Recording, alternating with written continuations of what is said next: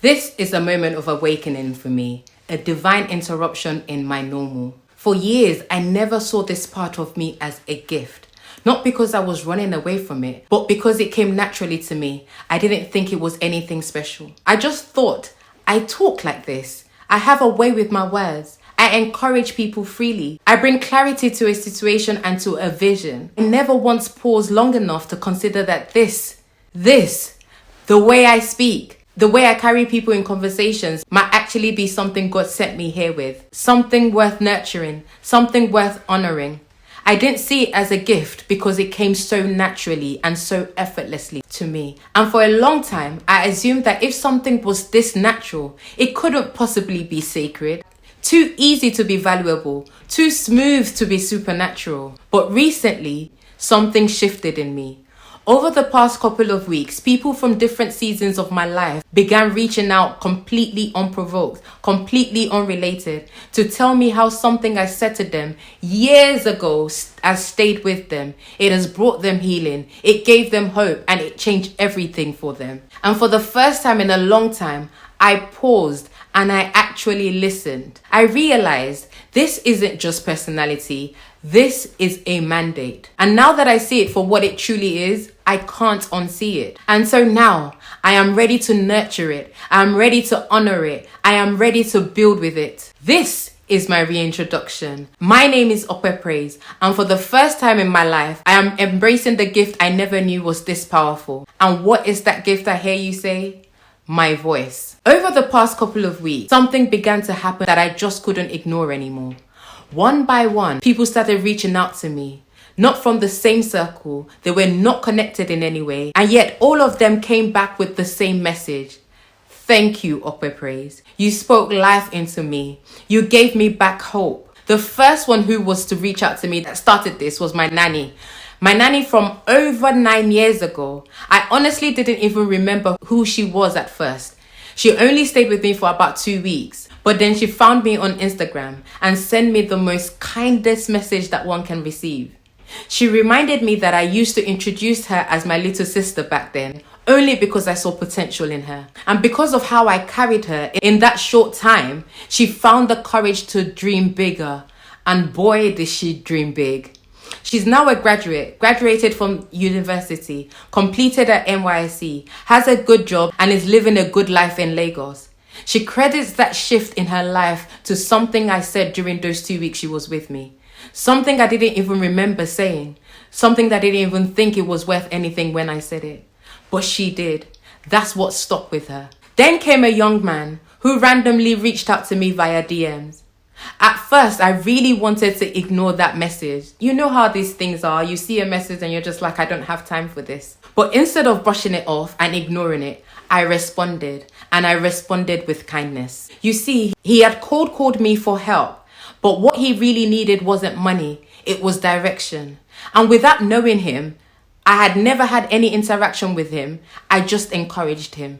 I took the time to guide him. I shared how I navigate cold callings, what to say and what not to say. I advised him on how we should approach cold calling moving forward. We spoke on Instagram over the course of a few days, and he messaged me recently and he said to me that I blessed him deeply, that I had given him hope again, not because I sent him money, but because I took the time to see him and I took the time to speak into his life.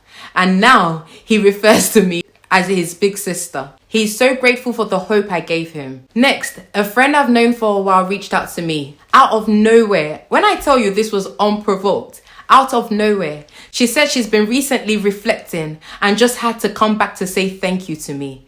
You see, back in 2022, she was going through a very difficult season in her life. And apparently, something that I said to her in that season became a turning point to her. She told me how my words gave her the courage to wipe her tears, to get up and carry on. Those words at that time, which I don't even remember, must have felt so simple to me at the time, but were actually a healing moment for her. It brought her calm. It brought her comfort. 3 years later, she came back just to honor that moment. Oh boy, that shook me. I was like, what is going on? And then just a few days ago, someone I haven't spoken to in 11 years. Yes, you heard me. 11 years. We reconnected and we were speaking casually. The conversation was just flowing casually. It wasn't anything deep at first, but as we spoke, the conversation took a turn and it went into something more intentional. By the end of the conversation, she said to me, OpePraise, I don't think this was a coincidence. I believe God sent you to me again. She said I gave her exactly what she needed, and she thanked me for simply being obedient to what the Spirit of the Lord was saying through me. 4 completely unrelated people, 4 different life seasons. None of them knew each other. None of it was casually orchestrated. And all of this happened between just 2 to 3 weeks. That's when I paused. That's when I listened. And that's when I started asking questions. This has never happened to me like this before. In fact, never happened like this at all. Yes, people have told me over the years, you have a voice. There's something about how you speak. There's something about you when you speak. You speak well. My coach even tried to help me say, but I couldn't fully hear it. I hid behind the keyboard instead and started typing rather than talking. You see, I've always been the woman behind the scenes, the action taker, the executor, the fixer, the solution provider, the respondent, always behind the scenes. I've never been the one in front of the camera. In fact, once I sight a camera, I take to my heels and start running. I'd prefer to record you than to be in front of the camera. I'd prefer hiding. It wasn't because I wasn't capable, but because I just thought it wasn't necessary. Call it humility, call it fear, but it was just me being comfortable with my comfort zone, and that comfort zone was behind the scenes. I just stayed hidden until now. Some hours ago, right before I picked up this camera to record this, I had a conversation with my spiritual father. I shared my experiences over the past couple of weeks with him, and what followed was divine. He didn't just answer my question, it confirmed what I had only just begun to see. That conversation unlocked something inside of me.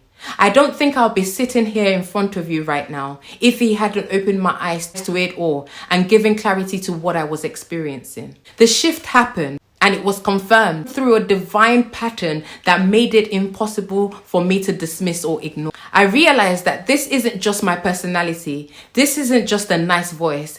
This is mandate. I stopped trivializing it and calling it just encouragement or just mere words. Oh, I was just speaking. I now recognize it for what it truly is. God has been showing me that what comes naturally to me is not casual.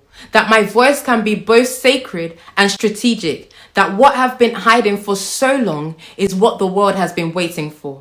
It's not fluff. It's not hype. But it is prophetic. It's timely. It's clarity-giving encouragement. I now know that my voice, it is my weapon. It is my assignment. And I plan to nurture it, to honor it, and to build with it. Because this is more than what I say. It's who I am when I say it. So if you're watching this right now, I want you to pause because I believe you've been carrying something too. Maybe it's a gift that you've downplayed. Maybe it's a calling you haven't recognized yet. And maybe like me, it comes so naturally to you, you didn't think it was sacred. But here's what I've learned.